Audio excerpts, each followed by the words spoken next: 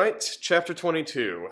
I can certainly say happy Friday because I forgot to say in the last video that the reason why I hadn't been uploading for such a long time is because we had three forced Friday overtime days at work, which is just splendid because, like Friday is when I planned on recording and whatnot, and, the only reason I had that that Monday off to record was because of car trouble, blah, blah, blah. It was just a good excuse to not work because, I don't know, I don't want to rant too much about work anyway, but I don't know.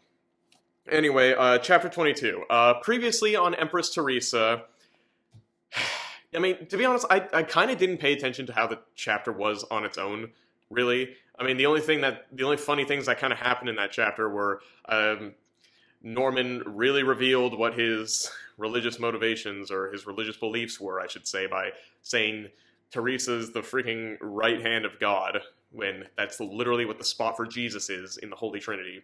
And me getting a really bad leg cramp, but other than that, nothing really too interesting happened. I guess like all the people of Israel were moved to somewhere else, and they're like having them live in other people's homes or families or something like that.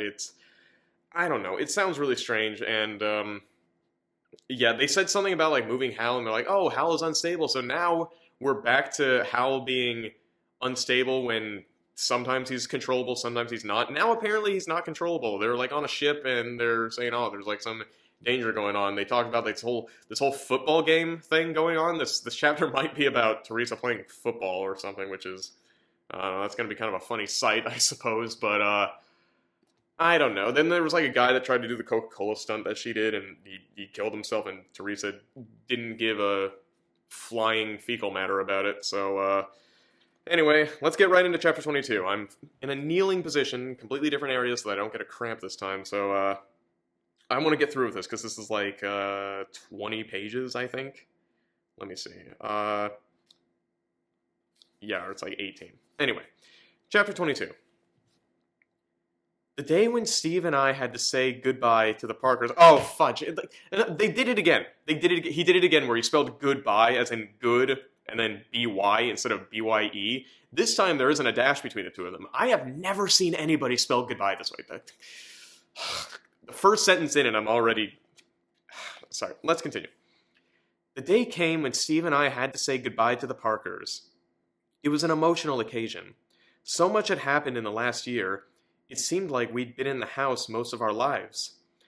Now the reality that we were leaving was very hard to bear. We were all packed, and the luggage had been sent ahead of us. Also, all the plywood and mat boards that I used to control Hal had been put in crates. They would be transported by the British Navy under close guard. I couldn't let them fall into the wrong hands. They were as dangerous as a shipment of plutonium. Wait, okay, let me stop to say this real quick.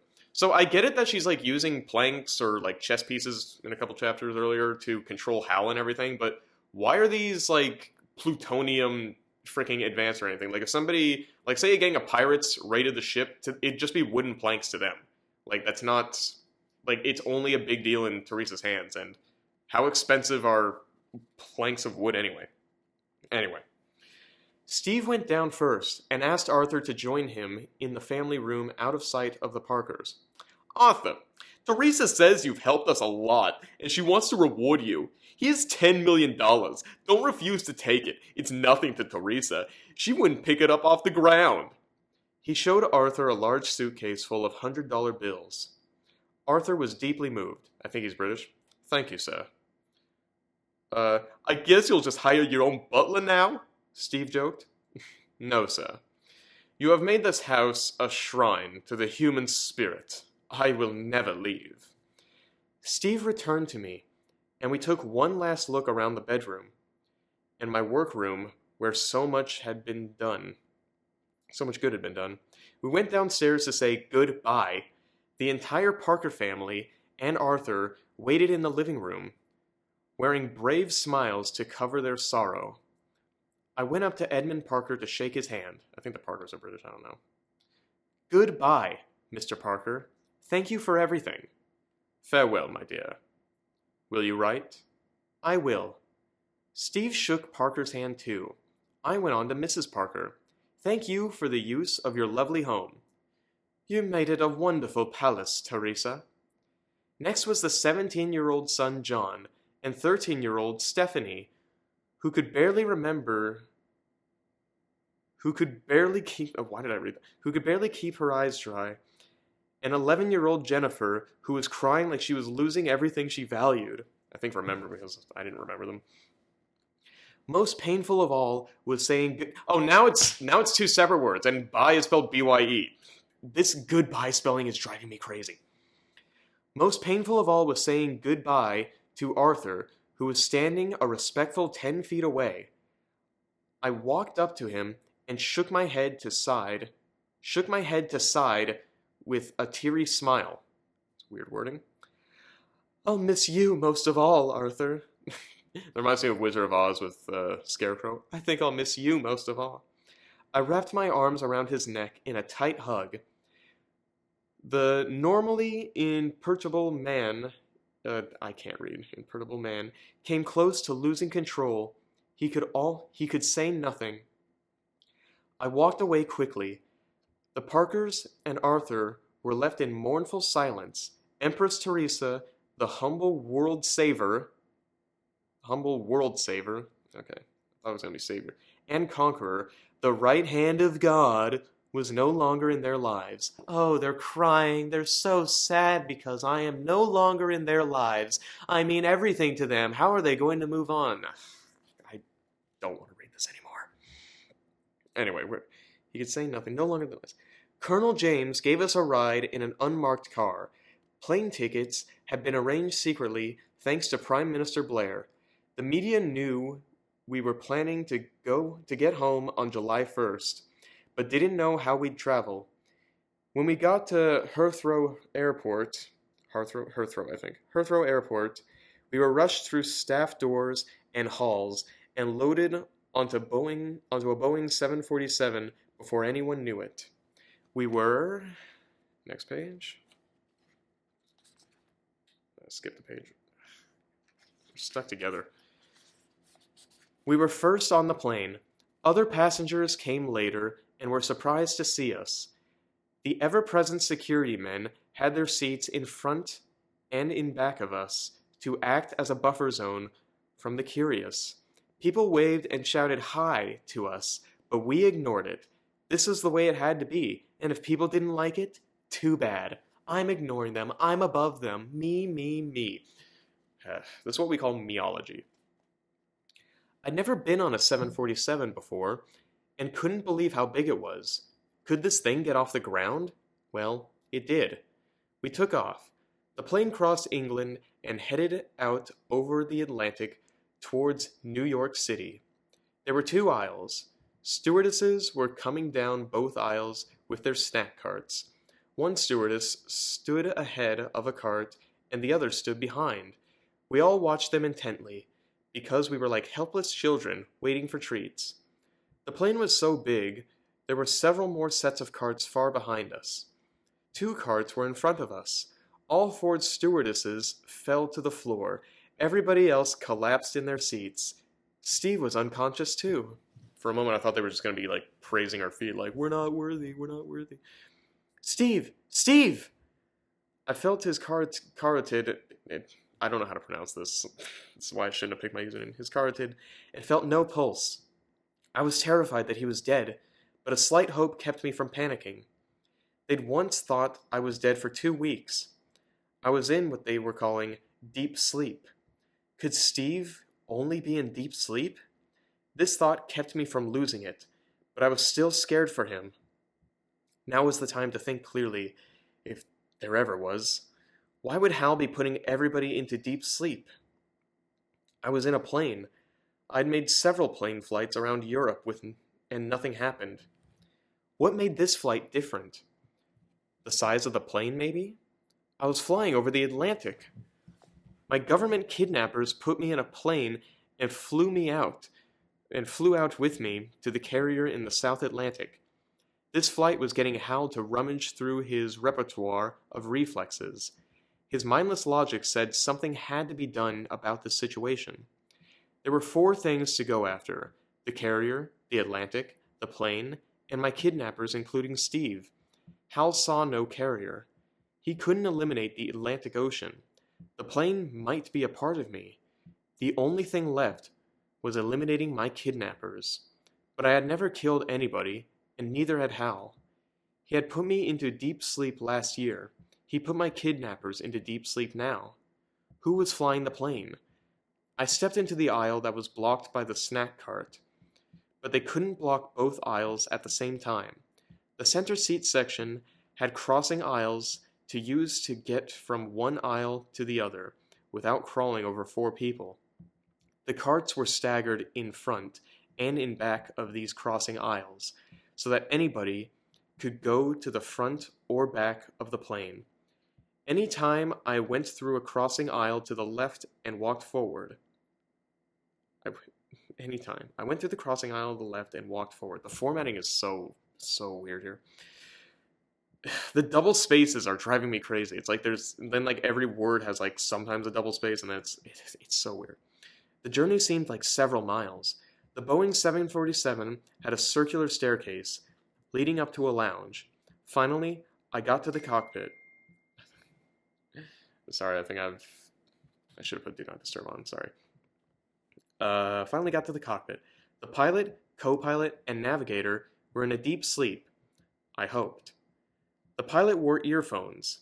I didn't want to disturb those, and carefully put them on a kind of shelf to his left. I pulled him out of his seat and lay him down on the next page. They're stuck together. And laid him down on the floor. I assumed his seat and put on the earphones. They were silent. There were no adjusting knobs on them or anything like that. I looked over the control panel. Some lights were on, some weren't. There were 4 computer monitors stacked 2 by 2. They must be for displaying all kinds of data. They were all blank. The plane's electronics were dead. I looked up at heaven with an accusing look. Couldn't God give me a break once in a while? I mean, really. This was going too far. In a few seconds, I remembered there had to be hundreds of cell phones on the plane. I could use them to communicate with the ground. I went back downstairs to the passenger's cabin. Visually, everybody in this plane had to have a cell phone. I quickly found one in a woman's handbag. It was dead. I found 2 more phones in men's shirt pockets, but they were dead too. Why? I remembered something Steve said a few months back. He was talking about the deep sleep Hal put me in. He put dark matter in you to hold your atom nuclei in place by gravity. But this wouldn't work if electrons could move around. You would turn to soup. There was enough dark matter to keep the electrons from wandering around. I knew little about physics. Apparently so from that previous chapter about diving into water, and distributing it across the rest of your body. I knew little about physics. Computer chips used very low voltage. It wouldn't take much to interfere with the electrons. But electric lights and things like that used voltage 10,000 times higher. The sophisticated electronics I needed to learn how to fly this thing were dead. But this was not enough to bring down the plane. The earliest planes couldn't have had any electronics. They were all electrical. Okay? This plane had to have all kinds of backup systems, enough to let the pilot fly no matter what. If he knew how a plane works. I didn't. I made an accusing look up to heaven again, much longer this time to show him how mad I was. Oh, they capitalized him for God. What do you know? I'm surprised he actually added that detail. To show him how mad I was. I had reached the end of my patience and let him have it. What's the purpose of this trial? Does it have a point? Didn't I prove my courage in the South Atlantic last year? What more do you want from me? Okay, now they lowercase u. Consistency. I'd seen an old movie about a stewardess having to take over a plane, but she at least had some knowledge about flying, and she had radio communication. I had neither. I think she flew an old-fashioned propeller plane. I had this dang flying movie theater to deal with. Again, yeah, she doesn't say dang, and for some reason, theater is spelled the Commonwealth way. There was nothing to do but go back upstairs. By the time I got up there, I realized I needed to find manuals for how to fly the plane. There had to be some. There were storage lockers in the flight control cabin. I searched them and found a bunch of technical manuals. I pulled the co-pilot out to the floor too, so I could use his seat for the manual. I sat there in the captain's seat and checked my watch. We were scheduled to land in New York in 6.25 hours. I had that long to learn how to fly a Boeing 747. Real pilots probably took longer.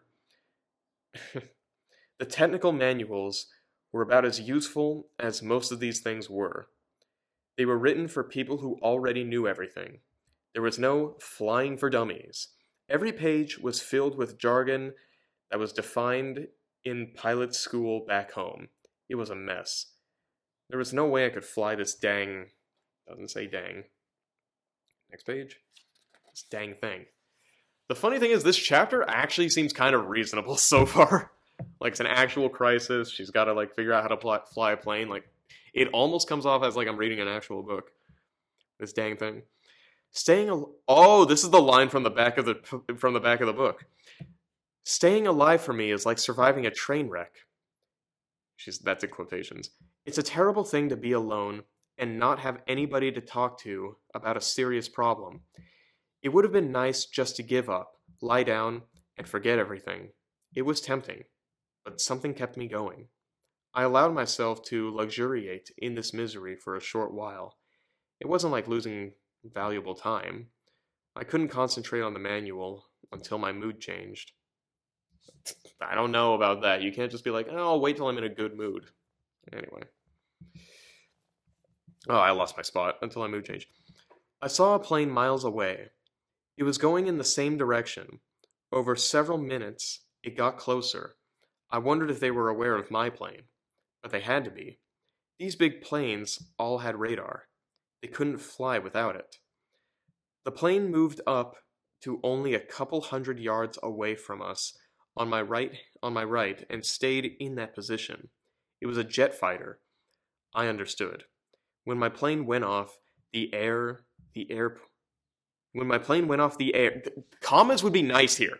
When the plane went off the airports must have noticed immediately. There must have been a lot of panic.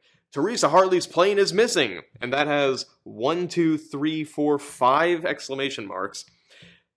Panicked calls were made to Prime Minister Blair, who hustled his jet fighters out to find the Hartley plane. And there they were. They were checking us out. I bet the pilot was looking at me with binoculars. The world was finding out something happened to everybody else, and I was flying the plane. They had to know I didn't know how to fly a kite. Okay, that's actually kind of funny. There must have been pandemonium at the airport. The media would go nuts over this. His binoculars should be able to see my depressed attitude. Theresa is giving up. Theresa has lost hope. Theresa wants to go back downstairs and wait for the end. The airport must have been screaming at him to stay with me. Don't let her quit. Keep her trying. Show her there's hope. They understood me better than I did myself. If it weren't for Steve, I might have already given up. But I believed in something, and because I believed, I didn't have the luxury of giving up. I couldn't abandon hope. I waved to the plane and went back to the technical manuals. I read for a while and learned a few things. I found the compass. It was scaled with 2 digits. It currently was set on 23. What was that? I'd seen enough movies to know planes and ships use degrees for directions. 0 degrees was north, 180 degrees was south, 270 degrees was west. 23 on the compass had to mean 230 degrees or southwest. I can't read. Which made sense since we were going to New York and Europe was way up there, level with Canada. Way up there, level with Canada. Commas. There was only one way to prove it. Change direction. I did know there was something called the autopilot, and with a little more research in the manual, I found out how to turn the autopilot off and on.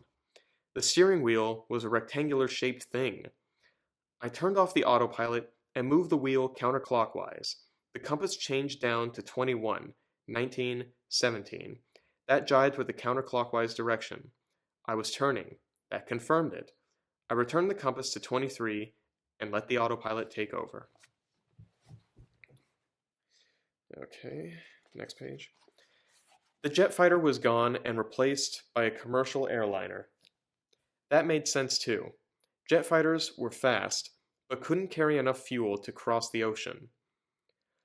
I learned many things from the manuals. How to operate the speed of the jet engine, which would also control altitude.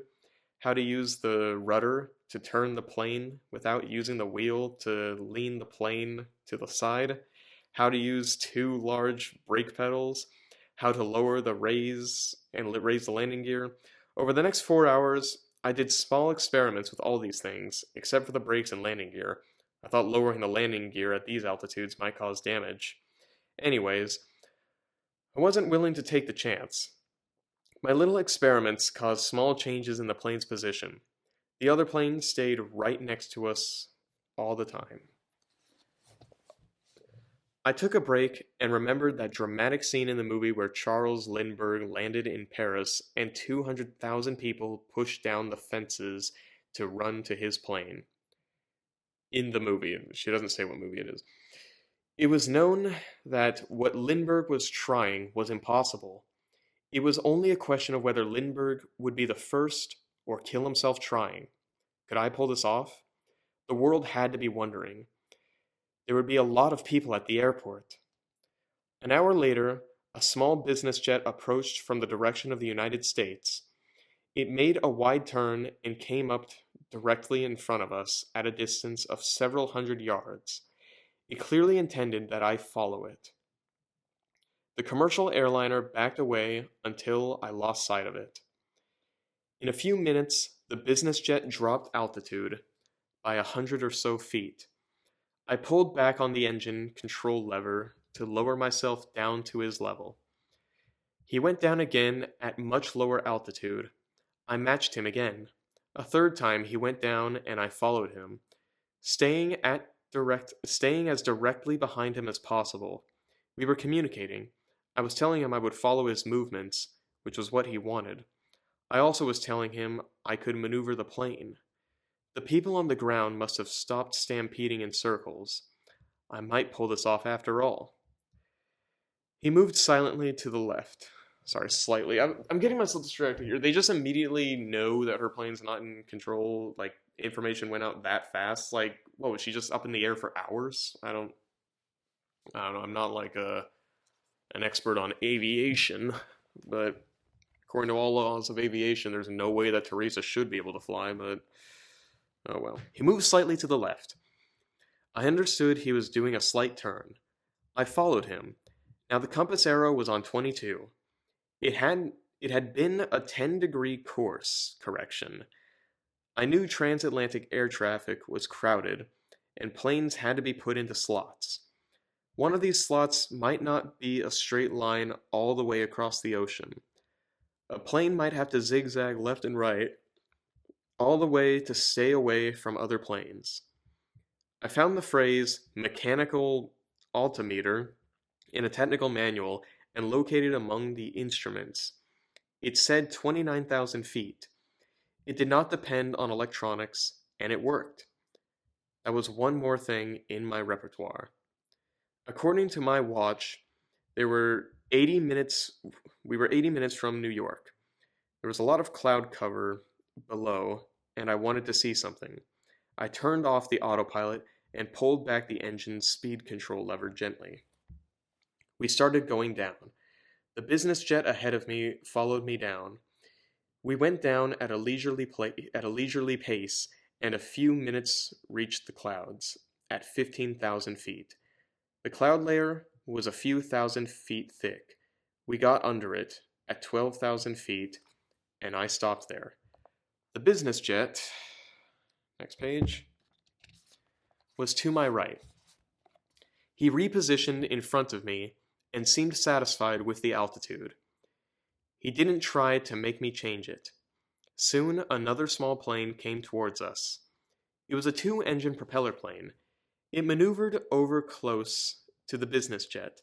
Suddenly, the jet veered off to the left, leaving the two propeller plane at my guide.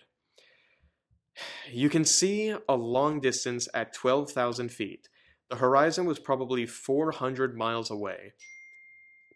Shut up, friggin' notifications, sorry. Well, over 200 anyways.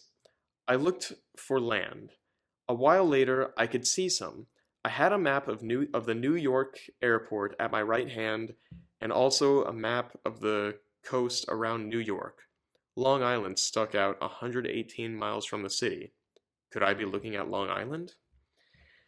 There was a large ship down there, and although at this altitude I couldn't see details, I could see from its shadow it was high above the water. It could only be a cruise ship with 2,000 or 3,000 people on board. Where were they going? They had to be wondering the same thing about me. They could not fail to know those two planes overhead were my lead plane and my own plane. Safe on the ship, most of them must have pitied me and my fellow passengers, but maybe a few of them were envious. Just immediately, everybody knows who she is, that's her above, and all that stuff. I don't know. Okay, where were they going? Safe on the ship. I missed my spot. Had been wondering the same about me. Blah blah blah blah. Safe on the ship. Most of them are pitied me, but maybe a few of them were envious. Envious to be with me during this disaster, that I might crash this plane and all that stuff. Freaking heck, she puts so much emphasis on herself, or Norm puts so much on her. Anyway, enough complaining. Okay. When their cruise was over, what would be worth remembering about it, other than seeing me fly overhead? An owner of a popular magazine had recently died. He was a bon vivant who had many interesting experiences besides his magazine. The next issue showed a picture of him on one of his adventures. The caption read, "While alive, he lived." Okay. I'll bet there were people on that ship who would gladly trade places with me now. What are they talking about? I don't freaking get any of this. Even if it meant this was their last day, they'd rather... I'm not justifying it. This is so stupid.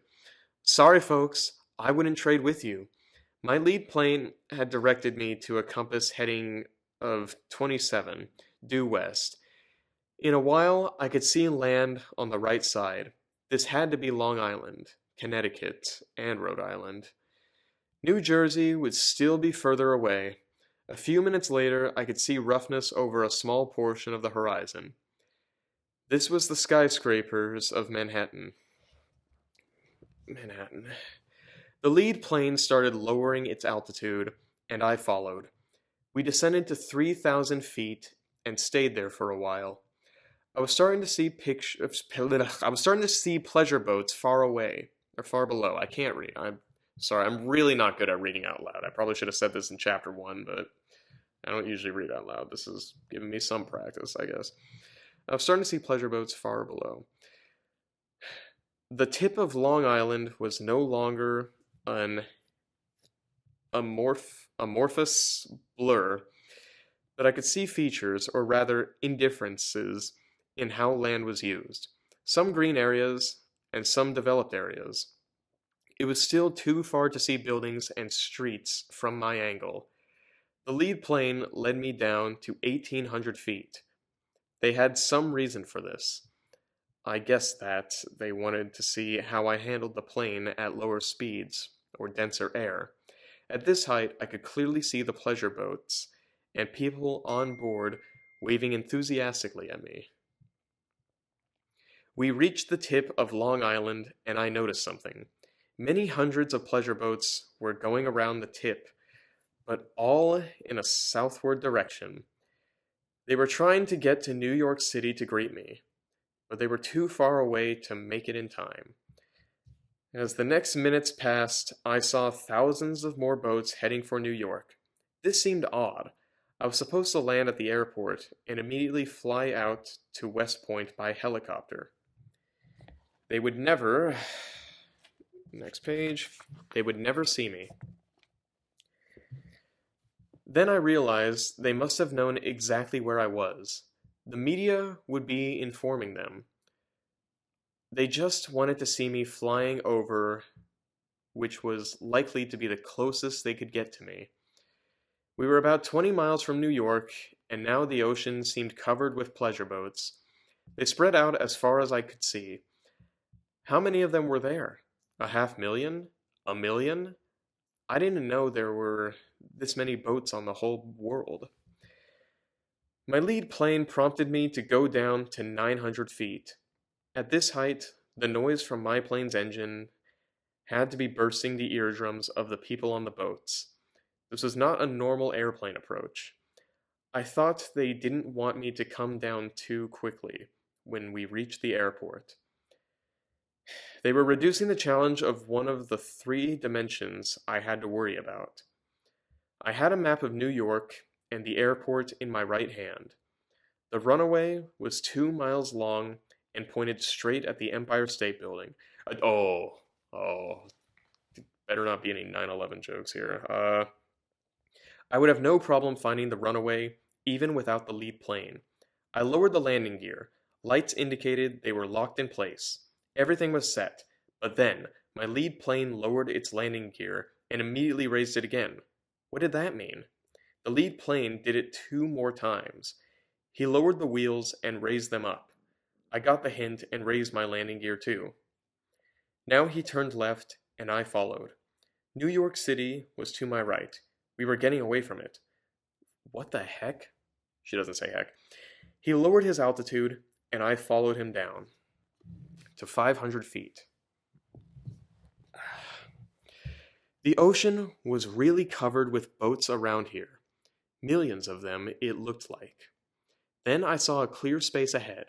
2 rows of ships were lined up in parallel, and between them there wasn't a single boat. The clear water was a rectangle, something like 2 miles long, and we were going right down the middle of it. They wanted me to land on water. I nearly panicked, but I rallied. I had to make a decision. Something you saw in the news about once a year was a plane landing without its nose landing gear. Without its nose landing gear. Without its nose landing gear down. I don't know. The plane would land with the nose scraping the ground in a cloud of sparks. I'd seen this several times. What I had never heard of was a pilot deliberately landing on water. The lead plane was going down closer to the water. I went down a little, but not as far as him. We reached the beginning of the clear rectangle. We went down to just a few feet above water. I chickened out. I couldn't do it. I kept 300 or 400 feet up. It took less than a minute to reach the end of the clear water, and the lead plane suddenly turned off to the left, much more sharply than the 747 could do. He abandoned me. I was on my own. My heart must have been beating 200 times a minute. What happened? What was wrong with landing at the airport?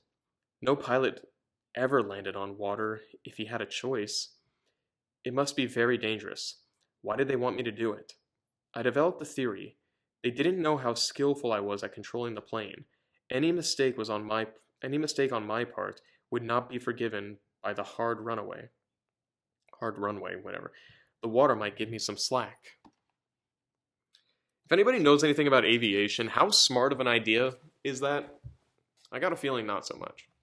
Yeah, well, I've been manipulating this plane for hours, and I thought I was doing pretty good. I'm going to the airport. They can all go to heck. She doesn't say heck. She really throws around that kind of term a lot for somebody that's supposedly a believer, because I wouldn't wish hell on my worst enemies, and I think any real believer would also think the same thing. I made a long, slow turn to the left until I was finally pointed to New York. I kept checking the map of New York, and the relationship of the beginning of the runway with the contour of the shoreline before it. Then I positioned the plane toward where the runway should be, and sure enough, there it was in the distance. I lowered the landing gear. Lights indicated they were locked in place. I moved the plane some distance to the right and aimed it straight down the runway's throat. I stayed down at 400 feet. The little two propeller plane was positioned on my right to keep an eye on me. I went down to 250 feet. I felt sorry for the boaters below. I was half a mile from the runway when I saw something. There were trucks parked on the runway. In in 20 seconds, I reached the beginning. Sorry, I'm laughing because my legs feel really funky from this position and I don't want to have another cramp again. I reached the beginning. There were hundreds of trucks on the runway blocking my way. I kept moving down the runway. It was the same the entire length. Buses, fire engines, and trucks. And trucks. Trucks and more trucks. Large vehicles that I couldn't miss seeing. The runway's end was in sight. I pushed forward on the engine speed lever. The plane started climbing, slowly, too slowly. The Empire State Building was straight ahead. I pushed the lever further. Forward, the plane climbed. There was something I wasn't doing right. The plane wasn't climbing fast enough. We were over developed areas. The altimeter reached 340 feet. It had to be heck on the ground. She's not saying heck. She's saying this a lot, dang. Storefront windows being blown out, people being knocked off their feet.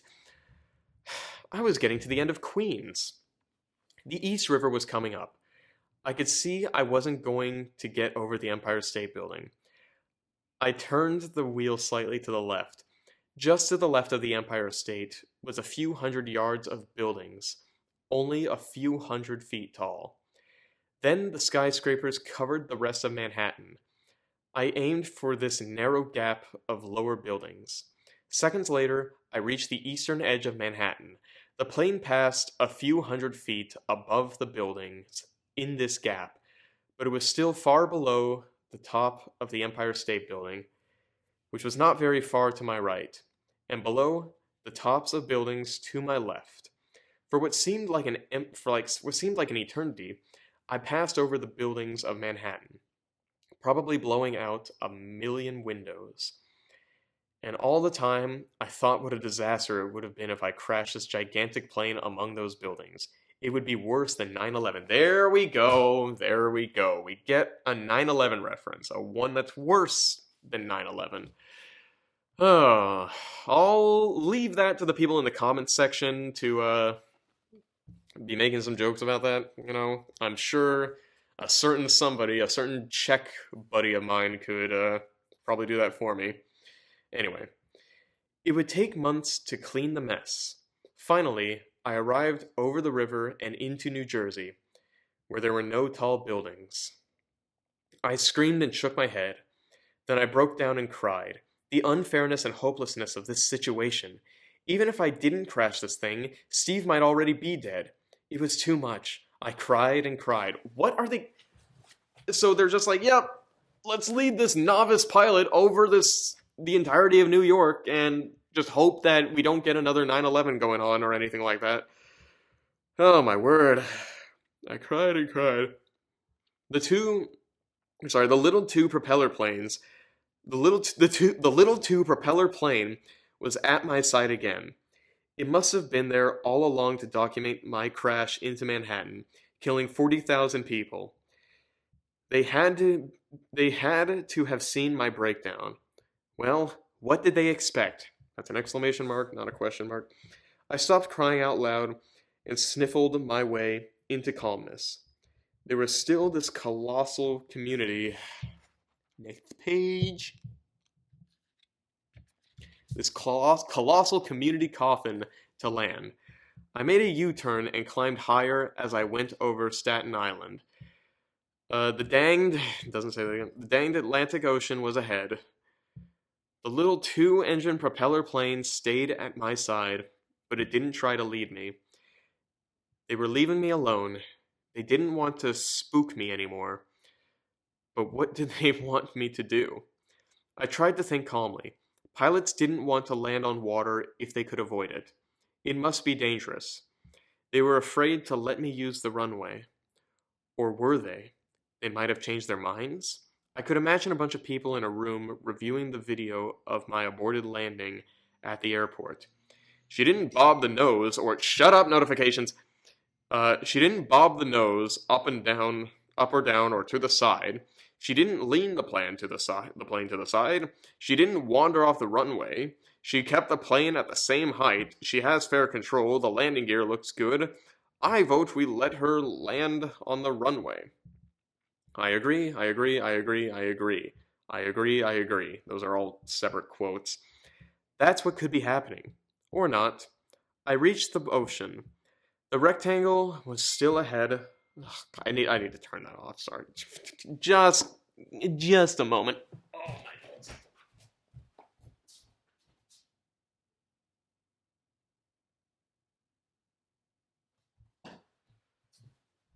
Okay, sorry. My friends are like trying to do a get together. Like all my friends are like trying to like get together for some gaming and whatnot, and I'm here reading Empress Theresa. But anyway, I had my phone far away. I forgot that my laptop still gets notifications. But anyway, blah blah blah. The rectangle was still clear of boats. They hadn't blocked it to force me back into the runway, but neither did the lead plane get in front of me to choose a landing for me. Or else they still wanted me to use the water. Or else they didn't want me to use the water, but were afraid to block the rectangle because it might throw me into total panic. Or else they wanted me to look for another airport where I wouldn't crash into skyscrapers. They hoped I'd figure out what they really wanted. There was only one way to find out. I made another long U-turn and used the map to zero in on the runway as before and lowered the plane to 700 feet. The runway was in sight. From a distance, it looked clear. I got close to it, and it was clear. There wasn't a Matchbox toy on it anywhere. What?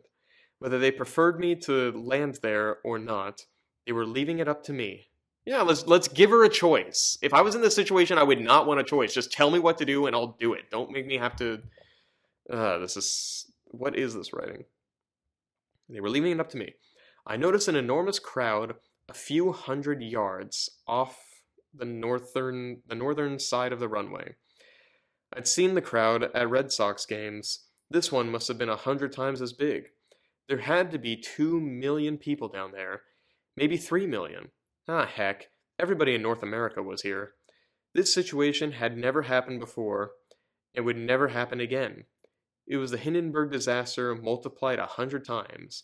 They wanted to tell their grandchildren they were here. Of course they do. They just immediately know the situation of what's going on after being up in the air for a couple hours. Whatever. Let's see, where was I? The restroom lines must reach to Philadelphia. That's in quotations. I didn't go down. This high off the ground, I felt safe to lean the plane slightly to the left to turn around again while pushing the engine control speed levers forward to increase altitude a little. The people on the ground had to be going nuts, wondering what I'd do next. I circled over the bay, far back out to sea, then turned back to New York while lowering the altitude to 200 feet. I wanted to simplify the landing. Already being barely off the ground, it would be easy to cut the engines a little and drop down. God help the thousands of boats below me. People were probably being knocked overboard.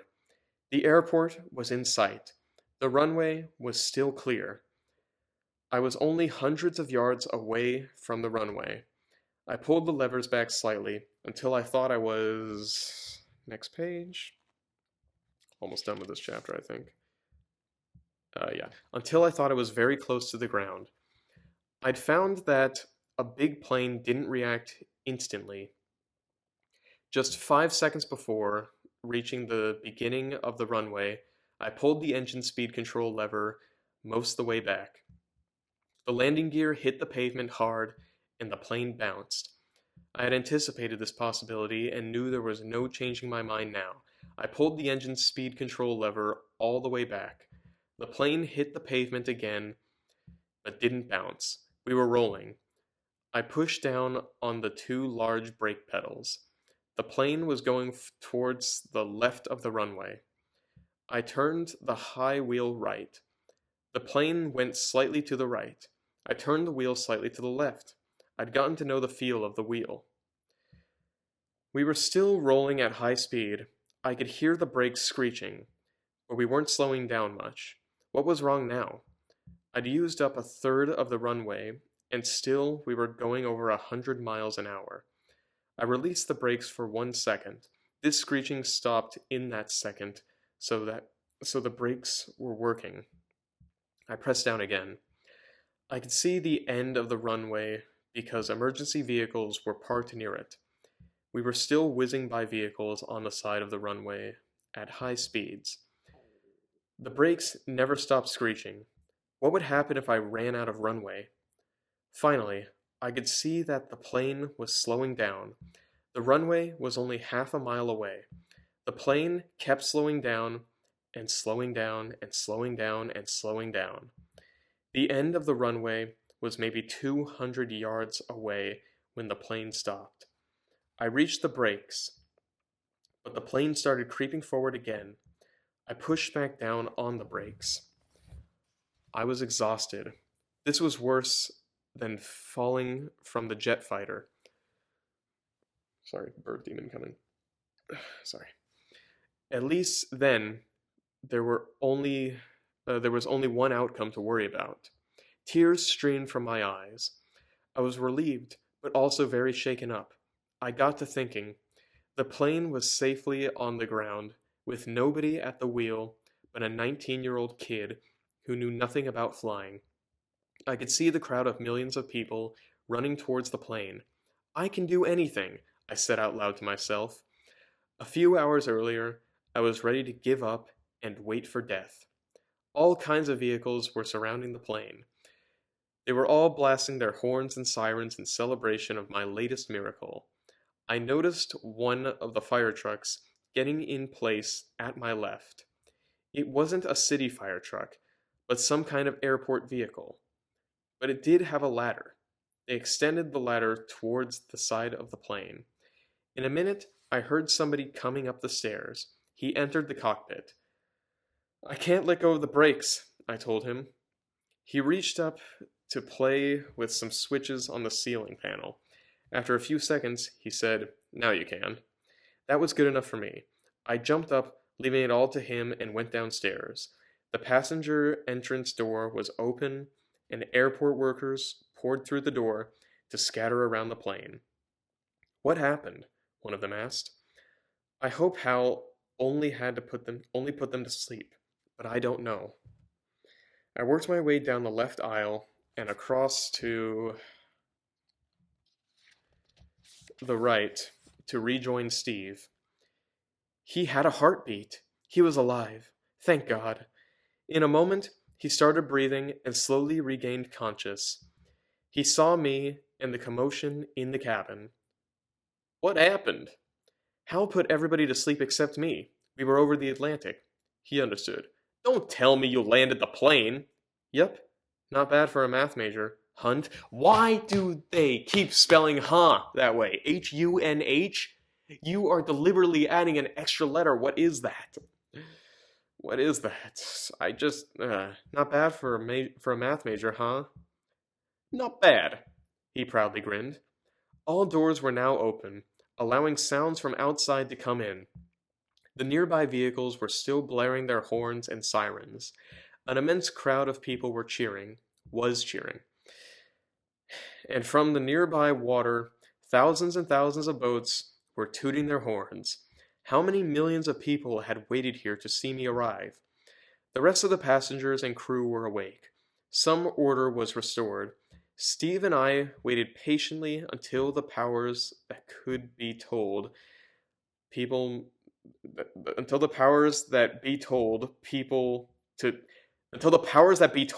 to move out. I don't get that sentence. The captain, co-pilot, and 3 stewardesses came over to meet us. The captain said, "They told me you landed the plane without using the flaps and reverse thrusters. Do you know how amazing that is?" Okay, here goes the gushing. "Not really. I don't know what you're talking about. You made history. They'll be talking about it for years." Yeah, here it goes. I told Steve, "When I found out I had to land the plane without help, I got angry with God. I asked him what the heck the point of this was." She actually says heck that time. What did he say? He said, "Look at what you've done. You can do anything. Don't let people down." Sorry, repositioning myself. The plane was inspected and towed to a terminal after the difficult task of clearing vehicles and crowds out of the way. We disembarked and were met by airport officials. They needed information to write reports on the National Transportation Safety Board. Why did everybody on the plane go to sleep? How much did I know about flying? What did I do with my time during the crossing over the Atlantic? Why did I refuse to land on the water? Why did I try to land at the airport a second time? When they had all the information they needed for reports, nobody would read one of the official no, nobody would read one of the officials said. Oh, there should be a comma or a period here. I don't. Okay, when they had all the information they needed for reports, again, no comma, nobody would read one. Nobody would read. When they had all the information for reports, nobody would read. Comma, should be a comma. One of the officials said, "You left a real mess in Queens and Manhattan.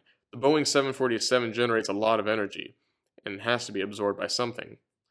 "What kind of mess?" Steve asked. "Thousands of windows broken. Some people injured." Who's going to be responsible? Not Theresa? No, she can't be held responsible. I don't know who will take the fall. Nobody looks responsible. I'd say who else would it be, but whatever, accidents. Let's go to this really populated area and whatever. I added, if there had been a simple written procedure for how to fly the plane, things might have been different. All I had was a pile of technical manuals. They don't explain anything if you don't already know everything. I think the NTSB will consider that. There was one more thing I wanted clarified. What if I had gone straight to the airport? Without knowing about the water landing. Next page. Without knowing about the water landing option? Yeah. President Stinson would have ordered the runway clear. She couldn't risk putting you in a panic. We went out into the public area to get away and were surrounded by hundreds of reporters sticking microphones and cameras at us. Dozens of them were shouting questions all at the same time. Each reporter was desperate to get a response from me.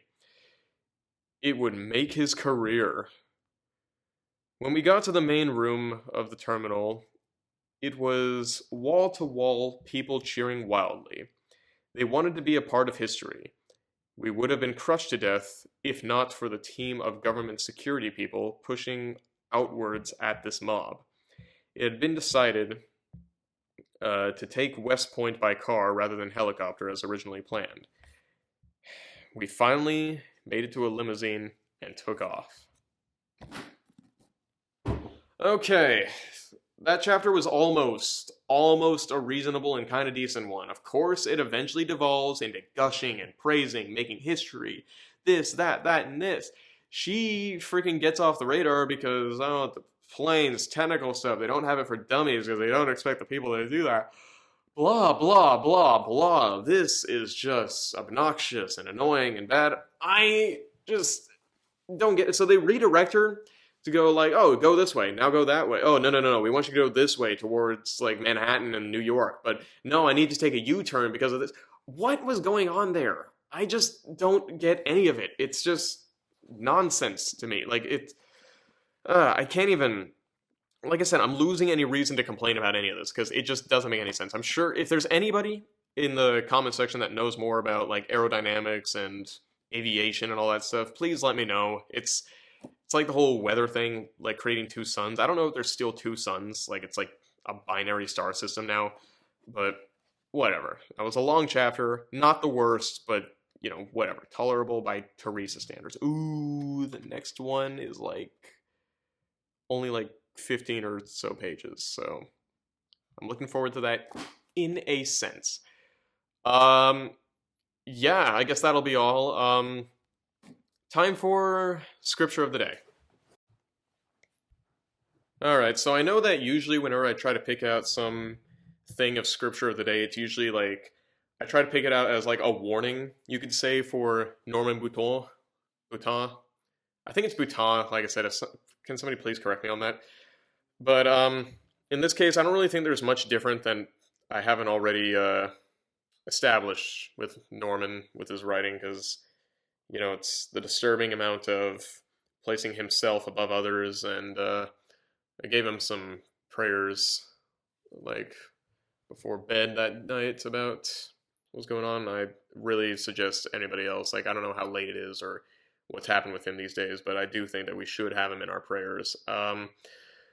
For this, I'm just going to be going with something that's kind of actually surprisingly related to what Theresa was talking about with God guiding her through these waters and whatnot have you. I'm going to be reading from Isaiah 43, verses 2 through 3. When you pass through the waters, I will be with you, and the rivers will not overwhelm you. When you walk through the fire, you will not be scorched, and the flame will not burn you. For I am the Lord your God, the Holy One of Israel, and your Savior. I have given Egypt as a ransom for you, Cush and Seba in your place. This one's from the Christian Standard Bible, by the way. I've been trying to switch up the translations just to make it interesting. The New King James Version says Ethiopia instead of Cush, by the way, which I think is interesting. But yes, I think this is a very beautiful piece of scripture to know that God is always with us, and no matter how lonely you feel, no matter what kind of void that you might feel that you have, that nobody loves you or that you feel unwanted, God always loves you. God does want you, and I think once we acknowledge that, and once you acknowledge that you are never alone, it's that void in your chest gets filled, and it never gets empty again, knowing who's looking out after you.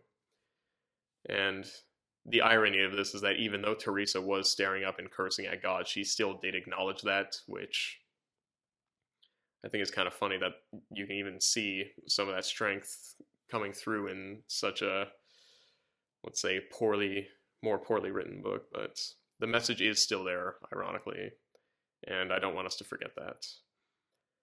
Have a good one, and God bless you.